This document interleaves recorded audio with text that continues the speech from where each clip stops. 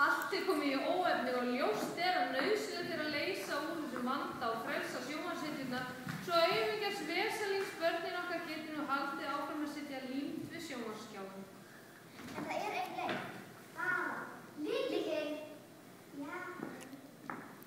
Þau komast að því að lykillinn að fangelsinu hálsinn á norninni og til að ná honum þarf að beita glæpjabrögðum.